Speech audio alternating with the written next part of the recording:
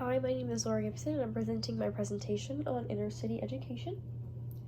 So to put things into perspective, I went ahead and added some statistics here to kind of give you an idea of the issues in inner city schools.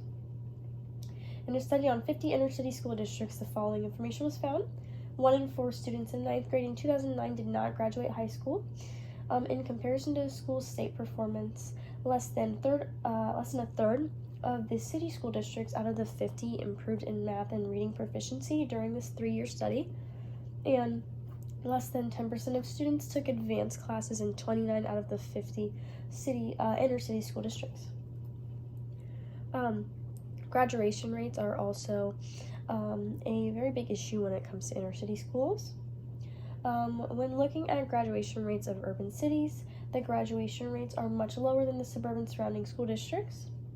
Chicago in 2013 is a great example. The graduation rate was 69.7%, and the suburban surrounding areas were above 95%. So that kind of gives you an idea of how vast of a difference there is when it comes to the suburban and urban districts.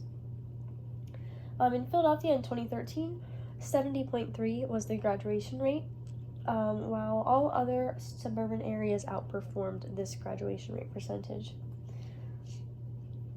So causes of issues in inner city schools.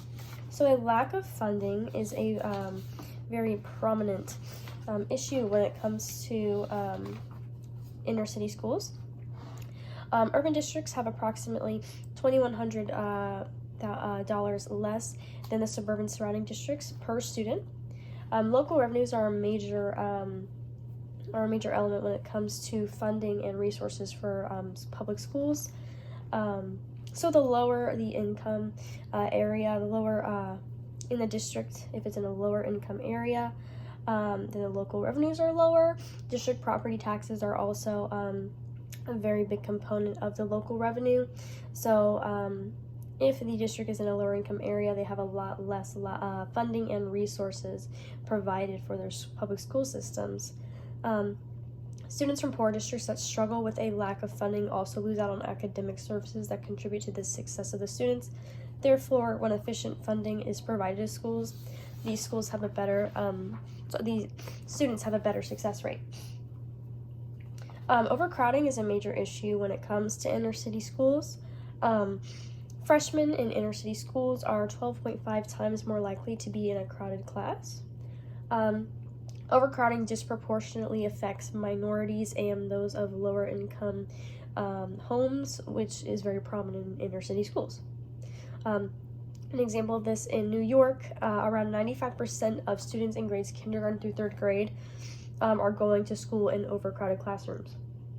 On this graph here, you can see that the darkest pink is the highest rate of overcrowded classes.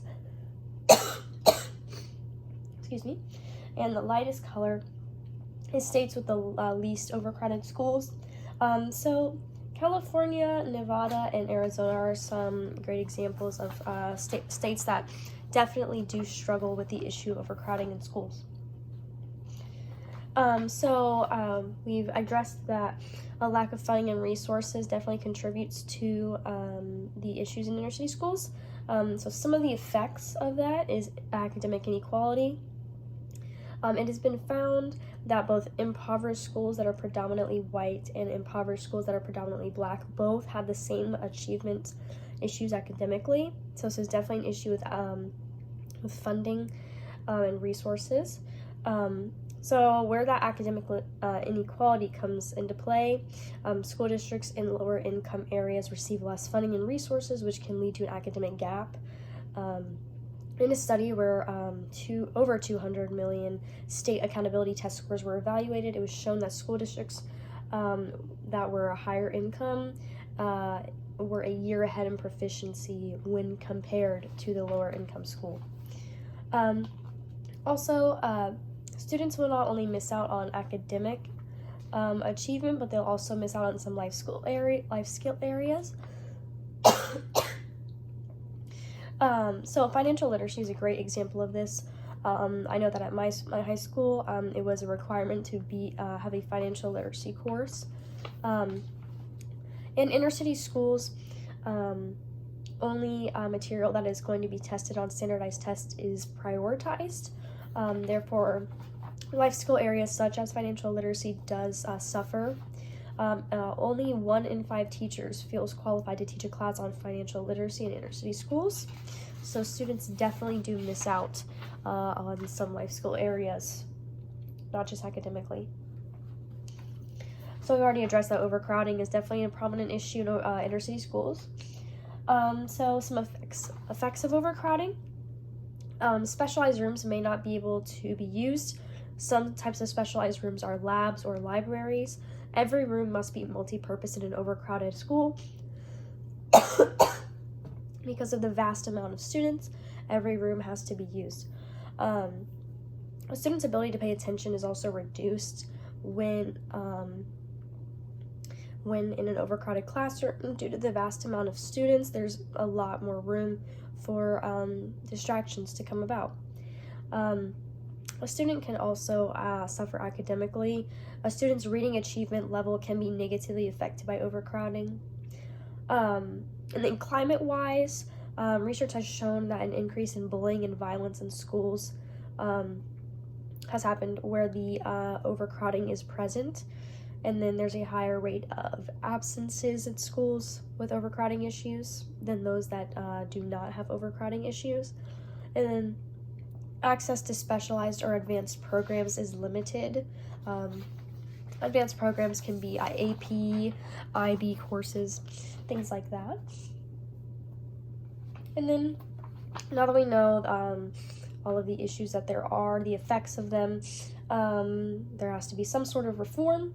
How inner city schools can improve. The University of Pennsylvania partnered with an inner city school district to implement some changes in an attempt to create improvements. This is referred to as a university school partnership, where a university tries to create some reform with a local school. A positive change that could be implemented in inner city schools would be for teachers to build closer and more meaningful relationships with their students, so their students will have confidence and trust. The whole child approach, this was implemented in this university school partnership. So this approach is where there's a focus on each student's key areas of their lives. This includes health, engagement in school, safety, making sure that each student has support by staff, and that each student is challenged when learning. After implementing this approach in this partnership, there was a significant positive improvement in the culture and climate of the schools. Like we said before, their overcrowding definitely does affect the school climate negatively. This approach definitely did improve it. Services were provided to help with those key areas of the lives of the students, such as the health. Building relationships with the students helped the teachers to promote engagement and challenges when the students were learning, and this motivated the students to do better in school. Some services included more mental health support systems, counseling, and intervention systems.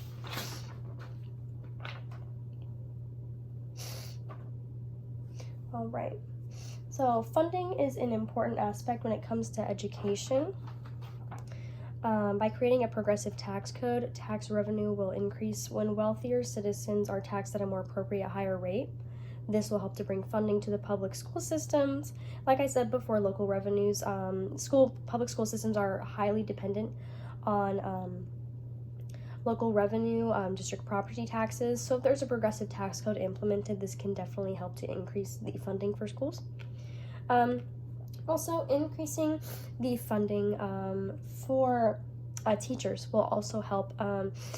So teachers typically tend to go for schools that are of higher income.